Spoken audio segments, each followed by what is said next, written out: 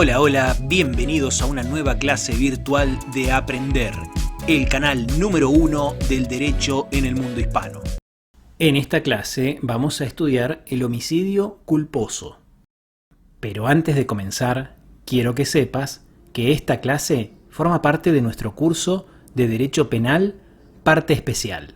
Y si querés ver más videos sobre esta materia, solamente tenés que suscribirte a este canal y seguir el enlace que te dejo acá arriba. Y si nuestro contenido te gusta y no querés perderte nada, te invito a que nos sigas en nuestras redes sociales. Además, si navegás por nuestra web en www.aprenderderecho.org, vas a encontrar muchísimo material gratuito para estudiar. Ahora sí, sin más dilaciones, vayamos a la clase de hoy. Para dar inicio a esta clase, nos vamos a dirigir al artículo 84 del Código Penal, que establece que será reprimido con prisión de 1 a 5 años, inhabilitación especial en su caso, por 5 a 10 años, el que por imprudencia, negligencia, impericia en su arte o profesión, o inobservancia de los reglamentos o de los deberes a su cargo, causare a otro la muerte. El mínimo de la pena se elevará a 2 años si fueren más de una las víctimas fatales. Como pueden apreciar, este artículo tipifica el delito de homicidio culposo, que también es conocido por parte de la doctrina como homicidio imprudente, y es un tipo penal que se asienta sobre los principios que ya estudiamos en el artículo 79 dedicado al homicidio simple. Es decir, que las normas y fundamentos aplicables al homicidio simple se extienden de manera general sobre el homicidio culposo o el homicidio imprudente. De este modo, vemos que en este tipo penal tenemos un ser humano que le provoca la muerte a otro. Es decir, que se produce una afectación sobre el bien jurídico protegido que es la vida humana, ya que la tipificación de este delito se encuentra dentro de los delitos contra la vida. Entonces, en esta perspectiva, no existe controversia en la doctrina en cuanto al hecho de que el bien jurídico tutelado por este delito es la vida humana, que se ve interrumpida por la acción imprudente de un tercero. Y en cuanto a los sujetos, debemos destacar que tanto el sujeto activo como el pasivo puede ser cualquier persona. Ahora bien, es necesario considerar que al tratarse de un delito de homicidio, se requiere que la víctima sea una persona nacida con vida. Vamos a hablar sobre el tipo objetivo en el homicidio culposo. Y lo primero que debemos destacar es que el verbo rector, previsto en el tipo objetivo, es causar la muerte a otro.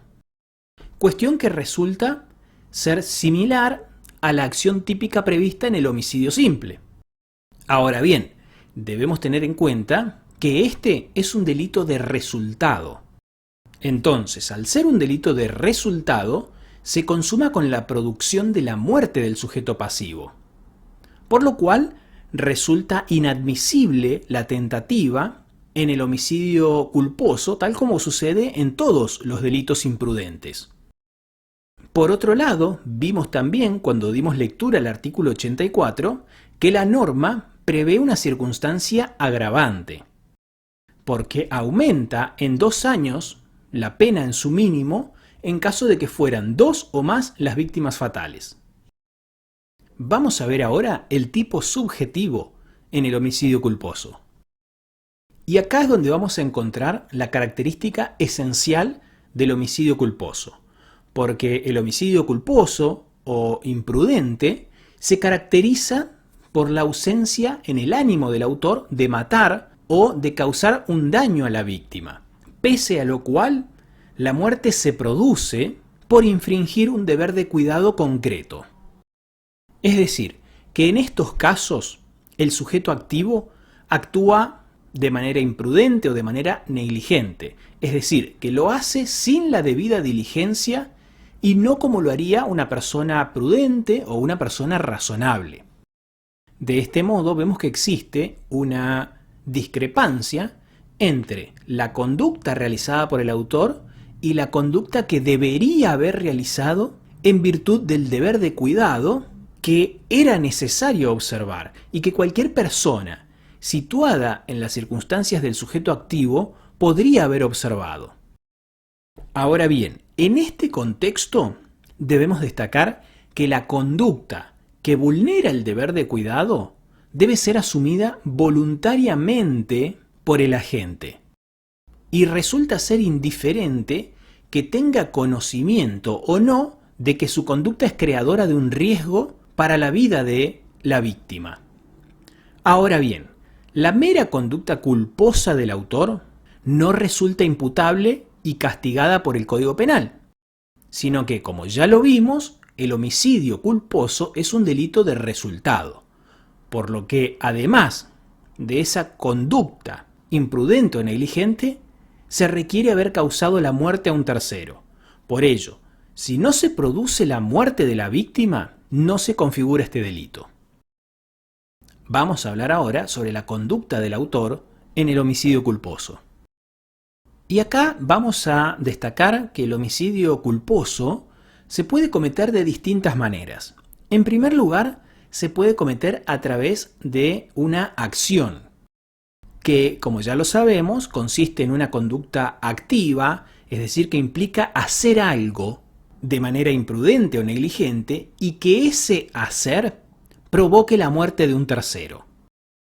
Por ejemplo, imaginemos a un trabajador de la construcción que descuidadamente deja caer un objeto pesado desde lo alto de un edificio en construcción y ese objeto termina golpeando a una persona que se encuentra en el suelo, provocándole la muerte. En este escenario, este trabajador no tuvo la intención de causar la muerte, pero su imprudencia al no asegurar correctamente el objeto y al no prever las posibles consecuencias de su acción, resultó en este desenlace fatal.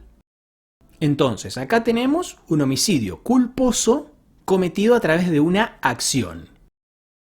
Pero el homicidio culposo también puede cometerse a través de una omisión impropia. Es decir, que puede cometerse cuando el agente omite un deber de cuidado que tenga relación directa con el resultado fatal. Por ejemplo, imaginemos el caso del dueño de un edificio residencial que ignora las advertencias que le son presentadas sobre el mal estado de la estructura de ese edificio. Entonces, a pesar de recibir informes de ingenieros que alertan sobre la necesidad urgente de realizar reparaciones importantes en el edificio para prevenir un posible derrumbe, el propietario decide no tomar ninguna medida al respecto. En este marco, un buen día, parte del edificio colapsa repentinamente, causando la muerte de varios inquilinos que se encontraban en el interior. En este caso, la omisión del propietario, al no tomar acciones para reparar la estructura del edificio, a pesar de tener conocimiento del riesgo existente, constituye, en principio, un homicidio culposo por omisión impropia. Fíjense que en este tipo de delito no se admite la omisión simple, donde el individuo no hace nada, pero el resultado no está relacionado con su inacción. Por ejemplo, imaginemos el caso de un transeúnte que, al presenciar un accidente de tránsito, decide no intervenir y no llamar a los servicios de emergencia. Y supongamos que en ese accidente muere una persona. En este marco no se configuraría el delito de homicidio culposo para este transeúnte, porque su inacción no está relacionada directamente con el resultado fatal del accidente. Y para finalizar con esta clase, vamos a ver los tipos de culpa. Porque, como lo veíamos al inicio de esta clase, el homicidio culposo puede cometerse en el marco de 4 formas o de 4 tipos de culpa. En primer lugar, el artículo 84 menciona a la imprudencia, que consiste en un exceso de acción o en un hacer de más que se traduce en una conducta peligrosa para las personas o bienes ajenos. Es decir, que se trata de una conducta descuidada que pone en peligro a otras personas. Por ejemplo, imaginemos el caso de un electricista que, sin estar capacitado para hacer su trabajo y prescindiendo de los elementos de seguridad necesarios, decide reparar una línea de alta tensión, ocasionando con ello un incendio en el que muere una familia completa por haber quedado atrapada en su vivienda. En segundo lugar, la norma menciona a la negligencia. Y la negligencia consiste en un defecto en la acción que básicamente implica hacer menos de lo que corresponde. Y esto se traduce en un comportamiento descuidado por parte del autor, que se basa en la falta de adopción de las precauciones debidas o en el descuido en la ejecución de una acción. Por ejemplo, imaginemos el caso de un constructor que al realizar una obra de construcción no toma las precauciones necesarias para garantizar la seguridad de los trabajadores ni de los transeúntes. Y en este marco, un día, mientras lanzaba ladrillos desde el suelo hacia el segundo piso para alcanzárselos a un compañero, uno de esos ladrillos no es correctamente recibido por su compañero y termina cayendo en la cabeza de un peatón que muere en el acto. En tercer lugar, la norma menciona a la impericia, que consiste en el desconocimiento técnico o en no contar con la habilidad necesaria para la tarea que se emprende. Por ejemplo, imaginemos el caso de un médico que durante una cirugía realiza una incisión en un área incorrecta del cuerpo del paciente, cuestión que resulta en daños graves e irreversibles que culminan con su muerte. Y finalmente, la norma menciona a la inobservancia de los deberes a cargo, que consiste en un incumplimiento de las obligaciones a cargo de quien realiza una determinada actividad. Es decir, que implica no atenerse a las normas que presentan un modo de obrar determinado, normas que son emanadas de una autoridad competente.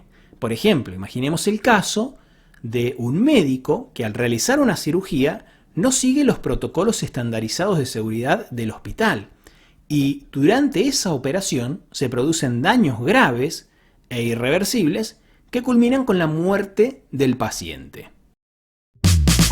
De esta manera llegamos al final de la clase de hoy.